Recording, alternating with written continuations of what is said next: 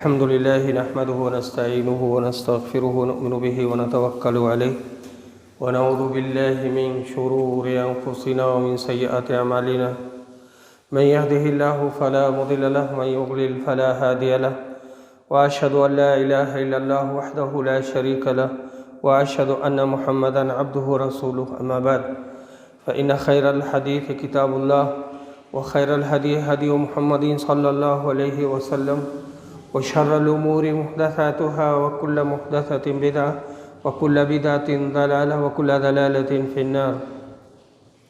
أعوذ بالله من الشيطان الرجيم. بسم الله الرحمن الرحيم. قاف القرآن المجيد بل عجبوا أن جاءهم منذر منهم فقال الكافرون هذا شيء عجيب أئذا متنا وكنا ترابا ذلك رجع بعيد. بارك الله لنا ولكم في القرآن العظيم ونفعني وإياكم بالآيات والذكر الحكيم إنه تعالى جواد كريم ملك رؤوف رحيم.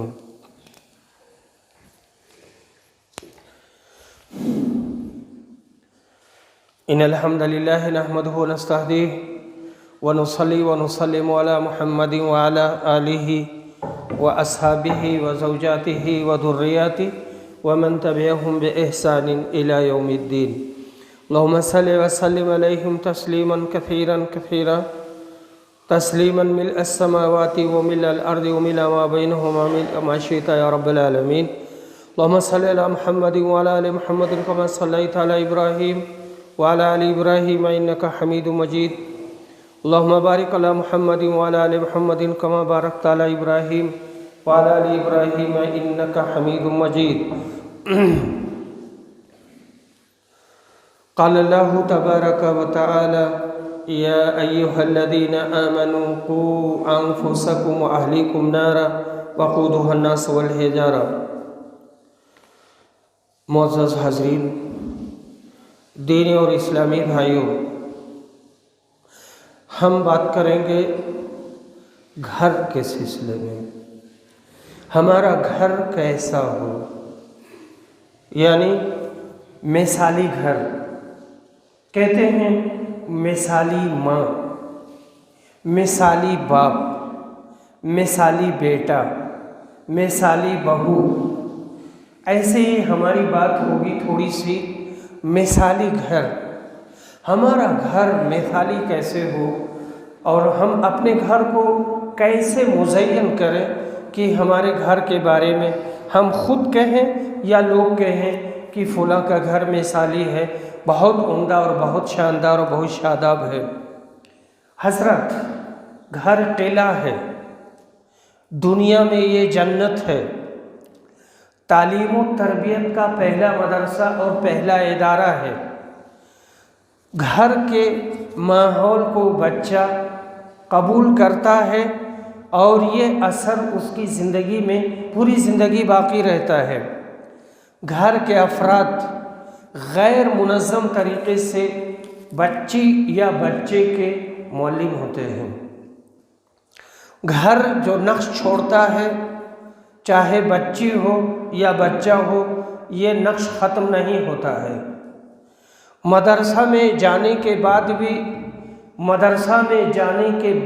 بھی اس کی اہمیت کم نہیں ہوتی، یعنی گھر کی اہمیت مدرسہ میں جانے کے بعد بھی کم نہیں ہوتی ہے. اسی وجہ سے کہتے ہیں، ہم لوگ بھی پڑھاتے ہیں، ہم لوگ زیادہ اونچے پڑھاتے ہیں، پھر بھی جب ایسے ماحول میں جاتے ہیں کہیں لیکچرز وغیرہ کے لیے، تربیت کے لیے، تو ان سے کہتے ہیں کہ دیکھیے حضرات، آپ کی اہمیت کم نہیں ہے اور سب سے زیادہ اہمیت آپ ہی کی ہے، کیونکہ جب آپ وہاں سے بچہ تیار کرو گے تب ہمیں یہاں جامعہ محمدیہ میں یا کسی بھی بڑے ادارے میں ہمیں بچے ملیں گے. گھر کا ماحول خوشگوار ہونا چاہیے. خوشگوار ماحول میں بچے اچھے سے پڑھیں گے اور اچھے سے تیار ہوں گے. لیکن اگر گھر کا ماحول جاندار خوشگوار نہیں ہے تو اسی صورت میں پھر دقت اور پریشانی آئے گی. گھر کے فرائض ہیں، گھر کے فرائض ہیں. ان فرائض کا جاننا ضروری ہے۔ اچھی پرورش، اب دیکھیں یہ بچہ ہے یا وہ بچہ ہے، یہ دو بچے ہمارے لیے بہت اہم ہیں۔ ابھی کچھ دیر کے بعد تمام بچے آ جائیں گے، تو کہتے ہیں کہ اچھی پرورش، یہ بچہ چاہتا ہے کہ اس کی اچھی پرورش ہو، اس کو کھانا ٹھیک سے دو، اس کو کپڑا ٹھیک سے دو، بیمار ہو جائے تو اس کو دوائیں دو، اس کی صفائی ستھرائی، دانت کی صفائی، منہ کی صفائی، ہاتھ کی صفائی، پیر کی صفائی، برش وغیرہ۔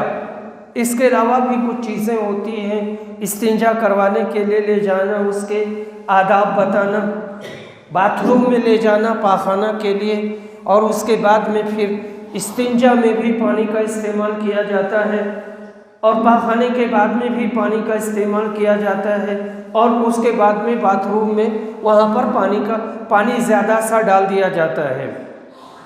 بچے کے عادات و اطوار پر نظر رکھنا۔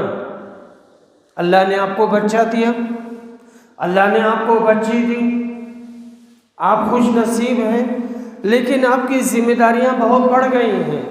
اب آپ اپنے بچے کو دیکھیے کہ یہ کہاں جاتا ہے، کیا کرتا ہے۔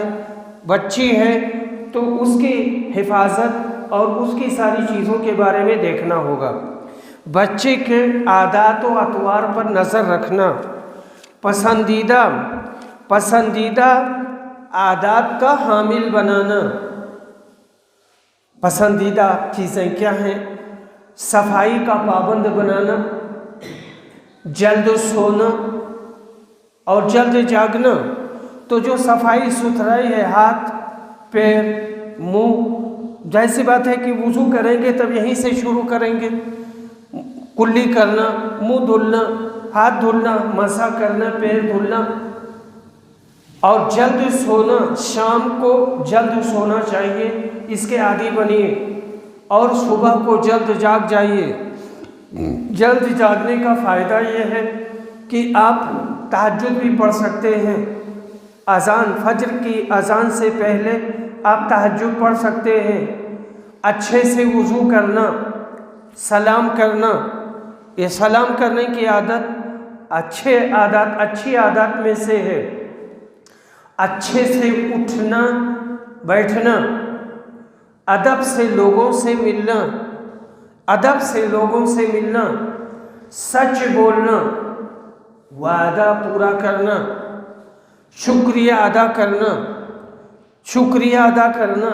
مجھے یاد ہے اب بھی 30 سال ہو گئے مدینہ سے لوٹے ہوئے، اور 30 سال پہلے جب ہم گئے تھے، بہت چھوٹے بچے، اس سے چھوٹے بچے یا بچہ کہیں اتفاق سے سامنے آ جاتے تھے، اور کچھ ہم نے کر دیا یا کہہ دیا، فوراً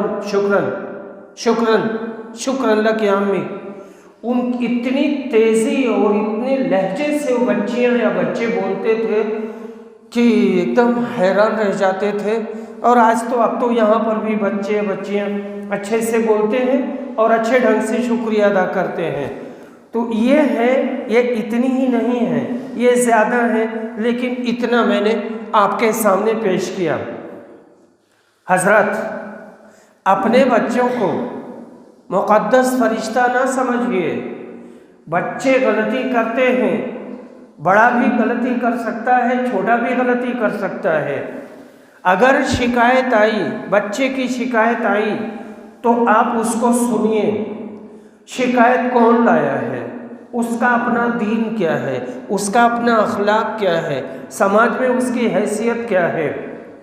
اور اس کے بعد میں پھر ہم دیکھیں گے کہ بچے کی شکایت آئی ہے تو گھر پہ بھی جا کر کے کہنا اپنی بیوی سے کہ میرے بچے کی شکایت آئی ہے اور فلاں نے شکایت کی ہے۔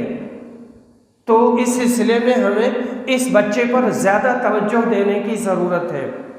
پڑھائی میں کوتاہی، اب شکایت ہو سکتا ہے کہ مولانا نے شکایت بھیجی ہو سکتا ہے مؤذن نے شکایت بھیجی ہو سکتا ہے امام نے شکایت بھیجی ہو سکتا ہے سماج کے کسی آدمی نے شکایت کی ہو۔ غیر سماجی حرکتیں ہیں، بیڑی پیتا ہے، سگریٹ پیتا ہے، افیون کھاتا ہے۔ اب بچے افیون بھی کھاتے ہیں حضرات، افیون، گانجا، بھانگ، اس کا بھی چلن ہونے لگا۔ افغانستان میں 80% نوجوان نشہ کرتے ہیں، 80% نوجوان نشہ کرنے لگے ہیں، اور ان کو یہ نشہ کے دلدل میں اتار کر کے ان کو ویسے ہی بغیر بندوق کے اور بغیر گولی کے ان کو دھیرے دھیرے دھیرے دھیرے سب کو ختم کیا جا رہا ہے۔ بیڑی، سگریٹ، افیون، گانجا، بھانگ، شراب، کس نوعیت کی شکایت ہے؟ یا کلاس چھوڑنا۔ بچہ ایسا ہے کہ وہ کلاس میں نہیں جاتا ہے اور وہ پڑھائی نہیں کر رہا ہے، تو ایسی صورت میں پھر اس کے بارے میں تھوڑی دیکھیں، سختی سے زیادہ نرمی کریں گے، پیار کریں گے، محبت کریں گے، دھیرے سے سمجھا دیں گے، اس کی سمجھ میں بات آ جائے گی اور دھیرے دھیرے وہ لائن پر آ جائے گا۔ گھریلو زندگی پاکیزہ بنانا، گھریلو زندگی صاف ستھری بنانا۔ پاکیزہ ہم کیسے بنائیں؟ شوہر و بیوی میں اختلاف نہ ہو، گھر، یہ ماں باپ، پھر ان کے بچے، ان کی بچیاں، اسی سے یہ پھیلتا ہے اور ایسے بڑھتا چلا جاتا ہے۔ جیسے چھوٹا سا پودا لگاتے ہیں، پھر اس میں کوپلیں نکلتی ہیں، اور نکلتے نکلتے دھیرے بڑھتے بہت بڑا سا پیڑ بن جاتا ہے۔ تو گھریلو زندگی میں اہم کردار شوہر اور بیوی کا ہے۔ شوہر اور بیوی یہ بہت اچھے سے رہیں اور ان کے درمیان اختلاف نہیں ہونی چاہیے۔ دادا دادی اور اسی طرح سے چچی چچا اور دیگر لوگ، یہ سب کے سب آپس میں اچھے سے رہیں، مل کے رہیں، پیار سے رہیں، اختلاف نہ کریں۔ اختلاف گھر میں نہ آنے دیں، اختلاف کو گھر میں نہ آنے دیں۔ اختلاف کہاں سے پیدا ہوا اس کو فوراً ختم کریں۔ شوہر نے غلطی کی ہے تو ایسی صورت میں پھر بھی بیوی نرمی سے دونوں سمجھ لے۔ بیوی نے غلطی کی ہے تو دونوں سمجھ لیں اور سختی نہ کریں۔ سختی ہی سے سارے مسئلے بگڑتے ہیں اور خراب ہوتے ہیں۔ دیکھیں حضرات، شوہر گھر کا افسر ہے۔ الرجال قوامون علی النساء، عورتوں کا یہ افسر ہے، عورتوں کا نگراں ہے۔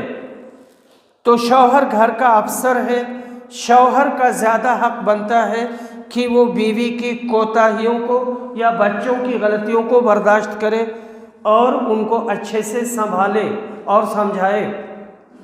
دیکھیے، ابو الاسود دؤلی ایک تھے، حضرت عمر رضی اللہ عنہ کے زمانے میں ان کا اپنی بیوی سے اختلاف ہوتا رہتا تھا، اور اختلاف ہوتے ہوتے ان کی زندگی کٹی نہیں اور طلاق ہو گئی۔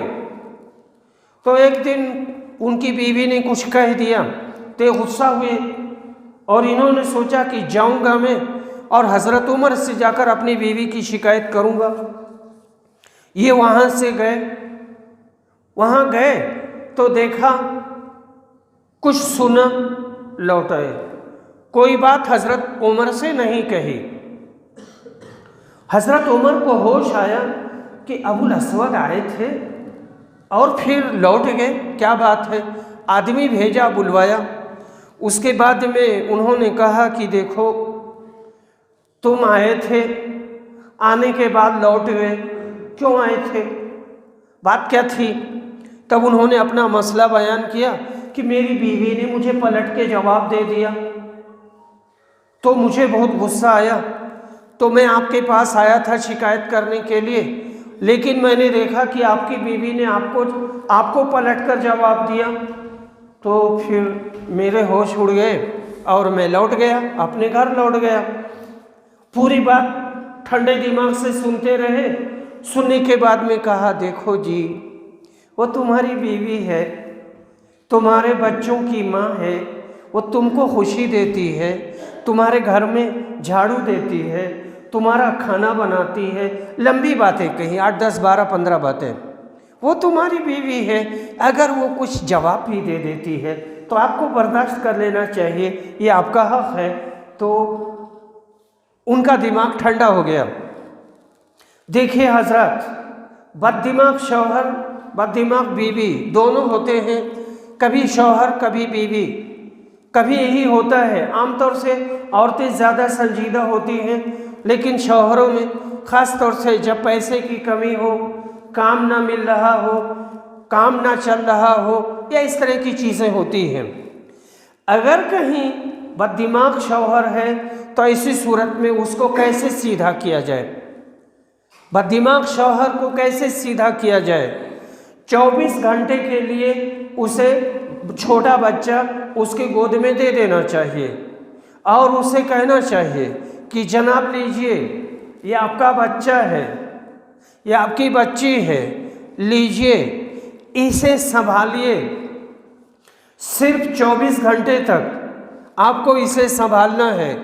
دودھ پلاؤ، پاخانہ دھلو، پیشاب دھلو، گھر صاف کرو، برتن دھلو، کھانا بناؤ، کپڑا صاف کرو، اسی طرح سے کپڑا پریس کرو، اور اس کے علاوہ بھی بہت سی چیزیں ہیں جو میں نے یہاں پہ نہیں لکھا ہے۔ اور اس کے بعد میں پھر ان کا دماغ صحیح ہو جائے گا، اور جو دماغ میں جو شیطان بیٹھا ہوا تھا اور کھوپڑی میں جو دقت تھی نا، وہ ساری کی ساری چیزیں نکل جائیں گی۔ بچہ لے گا نا جب شروع میں تھوڑی دیر تک خوش رہے گا، تھوڑی دیر تک خوش رہے گا، اس کے بعد میں تھوڑا سا ٹینشن آئے گا 1 گھنٹے کے بعد، اور اس کے بعد میں دوسرے گھنٹے تیسرے گھنٹے میں ایک دم چھنچھنانے لگے گا، کافی غصہ آئے گا، اور اس کے بعد میں پھر بچے کو اپنی بیوی کے حوالے کر دے گا یا اپنی ماں کے حوالے کر دے گا۔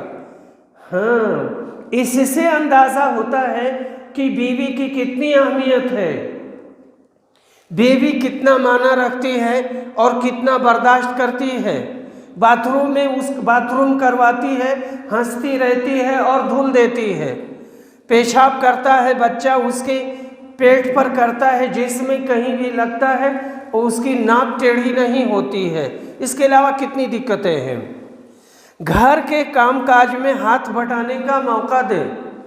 اب بچے ہیں نا، تو بچوں کا جو پڑھنے کا وقت ہے، تربیت کا وقت ہے، اس کے علاوہ انہیں موقع دینا چاہیے کام کاج کا۔ جیسے یہ چھوٹا بچہ ہے، یہ سمجھدار ہے، تو اس کے والد اگر میڈیکل چلاتے ہیں، کرانہ چلاتے ہیں، یا چھوٹی سی دکان چلاتے ہیں، اس کو بھی بلا کے لے جائیں، وہیں بٹھا دیں، وہاں پہ بٹھائے رہیں، اور پوری طرح سے پہلے سے سمجھائے رہیں، دھیرے دھیرے ساری چیزیں سیکھ جائے گا۔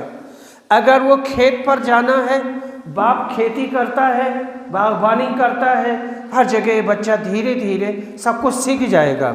لڑکی ہے تو ماں کے ساتھ رہے گی، ماں کا سارا ہنر سیکھے گی۔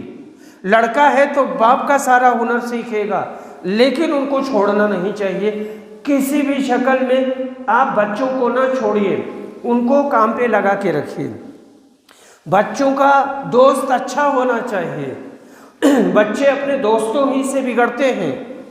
اگر دوست اچھے ہیں تو بچے اچھے ہوں گے، اگر دوست خراب ہیں تو ایسی صورت میں یہیں سے دقت آئے گی۔ نبی صلی اللہ علیہ وسلم نے فرمایا تھا، اچھا ساتھی برا ساتھی، ان کے بارے میں کہا تھا کہ جیسے مشک عنبر بیچنے والا آدمی گیا تو مشک مہک رہا ہے، ہو سکتا ہے کہ وہ خود ہی سے دے دے، آپ کو پہچانتا ہو، نہیں تو آپ نے خرید لیا۔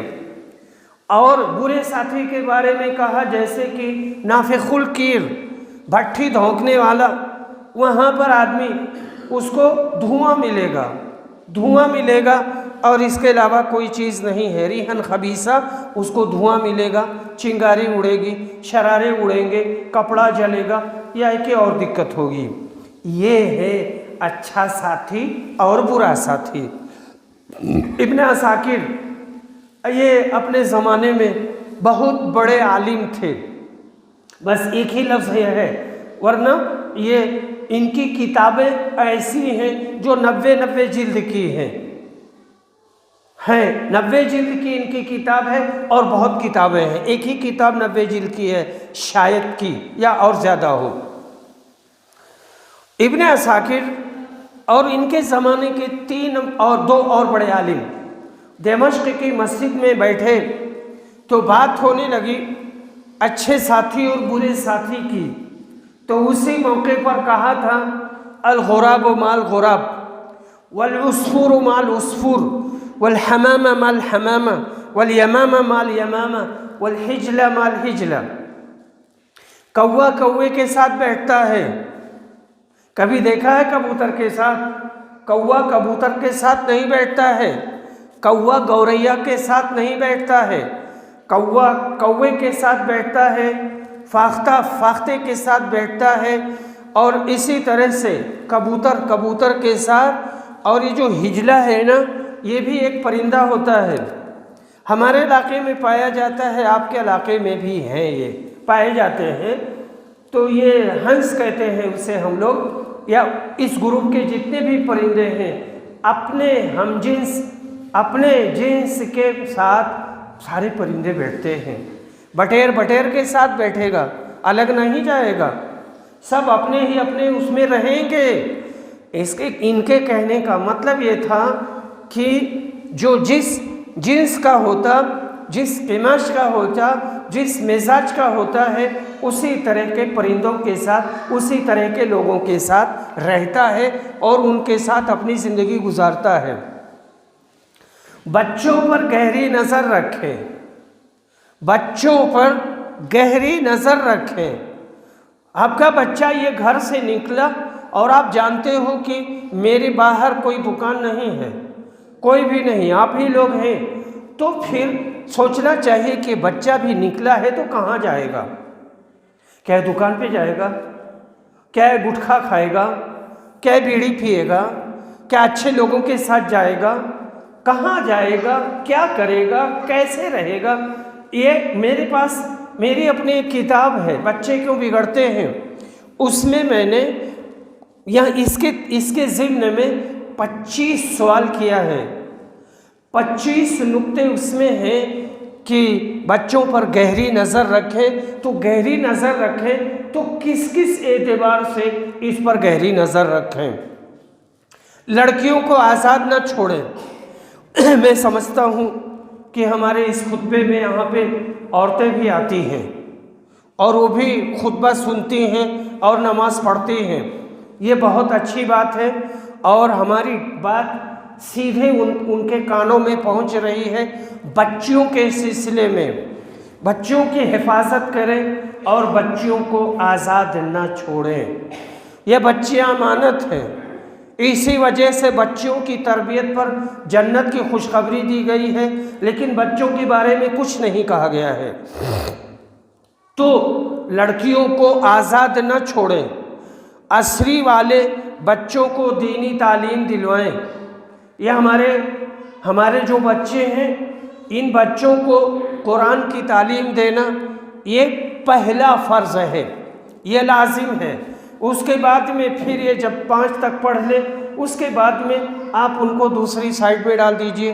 اگر وہ بچے پڑھ رہے ہیں، اپنا دینی ہی تعلیم حاصل کر رہے ہیں اور دینی لائن میں جائیں گے، یا وہ عصری تعلیم حاصل کر رہے ہیں اور آگے عصری تعلیم میں جائیں گے، ایسی صورت میں ان عصری بچوں کو لازمی طور پر آپ دینی تعلیم دلوائیں۔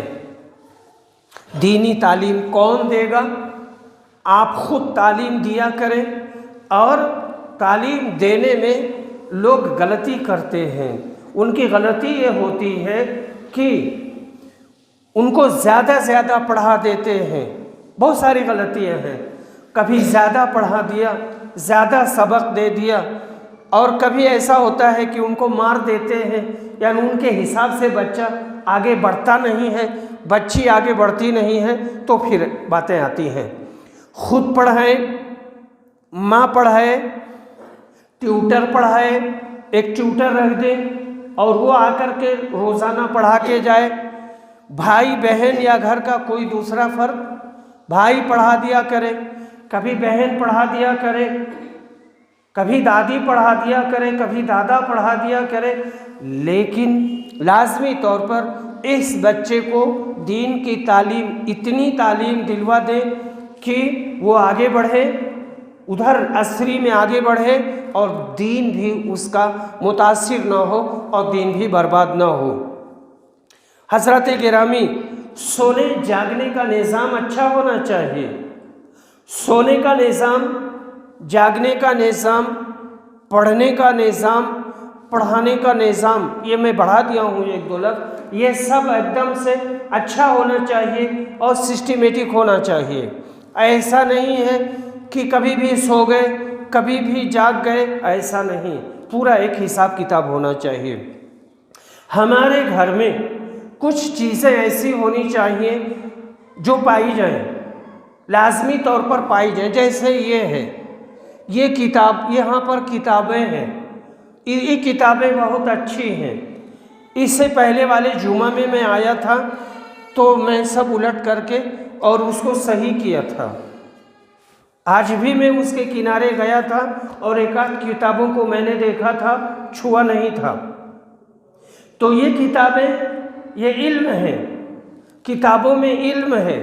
इन किताबों को अच्छे से देखो और अच्छे से समझो। अपने घर में किताबें रखो, अपने घर में किताबें रखो। जहाँ किताबें रहेंगी वहाँ पर इल्म रहेगा, वहाँ पर कोई ना कोई उन किताबों को छुएगा, कोई ना कोई उनको पढ़ेगा और पढ़ करके वो अपने दिमाग को रोशन करेगा। घर में क्या चीज़ मतलूब है? घर में मतलूब है कि घर का माहौल दीनदाराना हो, घर का माहौल दीनदाराना हो। अब दीनदारानी में या दीनदाराना में बहुत सारी चीज़ें आती हैं।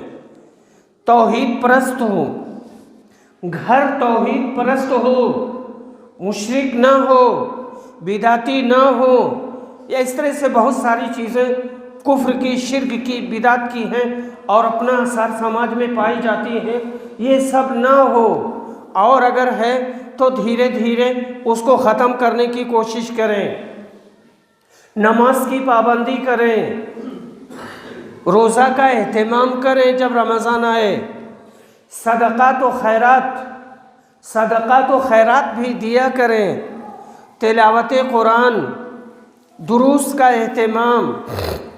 ये दुरूस इस एतबार से कि हम अपने घर में भी दर्स दें और 5 मिनट, 2 मिनट, 4 मिनट बैठ कर के अपनी वालिदा से, अपने वालिद से, अपनी बहनों से, अपनी बेटियों से, सबके सामने हम अपनी दीन की बातें उनके सामने रखें। ख़वातीन दीनी प्रोग्रामों में शिरकत करें, मस्जिद नमाज के लिए जाएं, नमाज के लिए जो मर्द हजरात हैं वो मस्जिद में जाएं। लाइब्रेरी में, हमारे जो घर की लाइब्रेरी है, लाइब्रेरी में तर्जमे कुरान का तर्जमा, हदीस की किताबों का ज़ख़ीरा, सीरत की किताबें, बच्चों के एतबार से हम बच्चों को महरूम न करें किताबों से, बल्कि हम उन्हें किताबें दें। अब कुछ छोटी छोटी किताबें हैं, मैगज़ीन है, बसूरत इम्कान अगर हमारे गांव में, हमारे जैसे हम लोग हैं एकदम देहात के हैं, पढ़ाने के लिए यहाँ आ गए, तो ऐसी सूरत में वहाँ देहात में अगर अखबार जाता है तो हम उनको अखबार दें। वैसे अब अखबार सबकी मोबाइल में आ जाता है, अखबार मोबाइल में आ जाता है, हर तरह का अखबार, और सिर्फ हिंदुस्तान का नहीं, दुनिया का कोई भी अखबार हो, ख़ास तौर से जैसे यूरोप है, अमेरिका है या पाकिस्तान है, मुख्तलिफ ममालिक के जिस अखबार की ज़रूरत है वो अखबार आपकी मोबाइल में आ जाएगा। बच्चों की ज़रूरत का ख्याल रखें, बच्चे की हाजत क्या है, بچے کی ضرورت کیا ہے، ہم اس کو مد نظر رکھتے ہوئے اس کو ہم ساری چیزیں فراہم کریں۔ بچوں کا دماغ ٹیکنیکل بنائیں، بچوں کا ذہن، ان کی سوچ ہم ٹیکنیکل بنائیں، ٹیکنالوجی کا صحیح استعمال کریں اور صحیح استعمال کروائیں۔ موبائل کا استعمال صحیح ہونا چاہیے، ٹی وی اور وی سی آر یا اس گروپ کی جتنی بھی چیزیں ہیں ان کا استعمال ہم صحیح کریں اور صحیح کروائیں۔ سوشل میڈیا عمومی طور پر اس کا استعمال ہمیں اچھے ڈھنگ سے کرنا ہوگا کہ ہم خود گنہگار نہ ہوں اور کوئی دوسرا بھی گنہگار نہ ہو۔ والدین بچوں پر وقت صرف کریں، والدین بچوں پر وقت صرف کریں اور بچوں کو وقت دیں۔ ماں باپ بچوں کے ساتھ بیٹھیں، مغرب کے بعد عام طور سے جیسے چونکہ ہم لوگ مدرسے سے جڑے ہوئے ہیں 30 سال سے، تو ایسی صورت میں ہمیں مغرب ہی دکھتی ہے، ہمیں عصر کے بعد چھٹی دکھتی ہے، مغرب کے بعد، عشاء کے بعد، فجر کے بعد، ظہر کے بعد، یہ بات ہے 5 نمازیں ہیں ہماری۔ وہ کہتے ہیں کہ مغرب کے بعد یا تو لے کے بیٹھیں بچوں کو یا جو مناسب وقت ہو۔ تعلیم یافتہ ماں باپ تعلیم یافتہ ہیں یا باپ تعلیم یافتہ ہے، ماں تعلیم یافتہ نہیں ہے، یا دونوں جاہل ہیں یا دونوں پڑھے لکھے ہیں، جیسے بھی ہیں، ان لوگوں کو بچوں کے ساتھ بیٹھنا چاہیے۔ اس کے بعد میں ان کا پہلا سوال ہونا چاہیے، آج کے اسباق کیسے تھے؟ آج کے اسباق کیسے تھے؟ کوئی چیز سمجھ میں نہیں آئی، کوئی پریشانی ہے تم کو، کوئی چیز مطلوب ہے، آپ کو کوئی چیز چاہیے، تو یہ ساری چیزیں ہیں، یہ اتنی ہی نہیں ہے اور زیادہ ہے، کئی صفحات میں یہ مشتمل ہے۔ اگر آپ بچوں کا محاسبہ نہیں کرتے ہیں یا ان سے پوچھ تاچھ اور گرفت نہیں کرتے ہیں تو اس کا انجام اچھا نہیں ہوگا۔ میں آپ کے سامنے مصر کا ایک واقعہ بیان کروں گا اور پھر اپنی بات ختم کر دوں گا۔ مصر میں ایک صاحب تھے، ان کا نام احمد تھا، اور اس کے بعد میں پھر ان کے والد صاحب تھے اور یہ بہت مالدار تھے۔ ان کا آنا جانا رہتا تھا ادھر فرانس سے، بہت بڑی تجارت تھی۔ ایک موقع پر انہوں نے اپنی ماں کو، ان کے بیٹے نے اپنی ماں کو قتل کر دیا، اور ایک ہی لڑکا تھا اور اس وقت یہ قاہرہ میں تھے، اور اس وقت ان کے والد فرانس میں تھے، پیرس میں۔ قاہرہ کے پولیس اسٹیشن نے ان کو فون کیا اور کہا آپ کہاں پر ہیں، آپ فوراً تھانے میں آئیے۔ کہا کیا ہوا؟ کہا تمہاری بیوی بہت سیریس ہے، کہا اسے پیرس بھیج دو قریبی فلائٹ سے۔ کہا نہیں تم ہی آؤ، کچھ بتایا نہیں، کہا تم ہی آؤ۔ وہ آئے، ظاہر سی بات ہے پیرس سے ایئرپورٹ سے جہاز سے یہاں پر آنا اچھا خاصا وقت لگا ہوگا، لیکن وہ آئے، آ کر کے فوراً گئے۔ جانے کے بعد میں دیکھا کہ ان کی بیوی کی لاش خون میں لت پت اور مر چکی ہے اور وہاں پہ رکھی ہوئی ہے۔ انہوں نے پوچھا اپنے بیٹے سے کیا ہوا، کس نے اس کو قتل کیا؟ اس کے بعد میں پھر کہا کہ دیکھو تم اپنے بیٹے سے پوچھو کہ کس نے اسے قتل کیا۔ کہا بیٹے کیا ہوا؟ پھر اس نے پوری بات بتائی۔ تو ہوا کیا تھا چند ہی الفاظ میں کہ انہوں نے مدرسے میں ڈال دیا اور اس کے بعد پلٹ کر نہیں دیکھا کہ میرا بچہ کر کیا رہا ہے۔ پیسہ دیتے تھے، سب کچھ دیتے تھے، لیکن گھوم کے نہیں دیکھتے تھے کہ میرا بچہ کر کیا رہا ہے، کھا کیا رہا ہے، کس کے ساتھ گھومتا ہے۔ پھر وہ یہ غلط لڑکوں کے ہتھے چڑھ گئے، ایک اسکول میں پڑھتے پڑھتے کسی طرح سے نکالا، آخر میں ان کو بھی نکال دیا گیا، دوسرے میں گئے، تیسرے میں گئے، ایک دم نکال دیے گئے۔ ایک دن ان کے ساتھی نے کہا ان سے کہ آپ آج تو کچھ پینے کے لیے اور کھانے کے لیے نہیں ہے، تم جاؤ اور اپنی امی سے کچھ مانگ لاؤ، آج تو پیسے ہی نہیں ہے۔ گیا مانگا تو اس کی ماں کو بھنک لگ گئی تھی کہ میرا لڑکا بے سائیڈ ہے اور غلط راستے پر جا رہا ہے، تو اس نے سختی کی اور ڈانٹا، تو کہا امی میں تم کو بدنام کر دوں گا۔ ایک بیٹے کے منہ سے یہ لفظ کتنا بڑا ایٹم بم ہے اور کتنا خطرناک ہے، لیکن کہہ دیا اس نے اور کہا کہ میں تمہارے پیٹ میں چاقو مار دوں گا، لیکن ماں نے پیسہ نہیں دیا۔ پھر گیا کچن میں اور چاقو لے کر کے آیا اور مار دیا۔ اب ماں نے اپنے آپ کو تیار بھی نہیں کیا تھا کہ اس کا ہاتھ پکڑ لیتی یا اس کا دفاع کرتی یا کوئی چیز لے کر کے اسی کو مار دیتی، لیکن اس نے بیٹے کا چاقو اس کے پیٹ میں اور ماں مر گئی۔ کہنا یہ ہے حضرات گرامی، ابھی ہماری بہت ساری باتیں اس نقطے کی باقی ہیں، ہم بعد میں پھر کبھی بتائیں گے آپ کو۔ اپنا گھر جنت بناؤ، اپنے بچوں کی صالح اور اچھی تربیت کرو، اللہ تعالیٰ آپ لوگوں کو کامیاب بنائے اور عظیم بنائے۔ قال اللہ تعالیٰ ان اللہ و ملائکتہ یصلون علی النبی یا ایھا الذین آمنوا صلوا علیہ وسلموا تسلیما اللہم صلی علی محمد وعلی آل محمد کما صلیت علی ابراہیم وعلی آل ابراہیم انک حمید مجید اللہم بارک علی محمد وعلی آل محمد کما بارکت علی ابراہیم وعلی آل ابراہیم انک حمید مجید۔ عباد اللہ رحمکم اللہ، ان اللہ یأمر بالعدل والاحسان وایتاء ذی القربى وینہی عن الفحشاء والمنکر ولذکر اللہ اکبر واللہ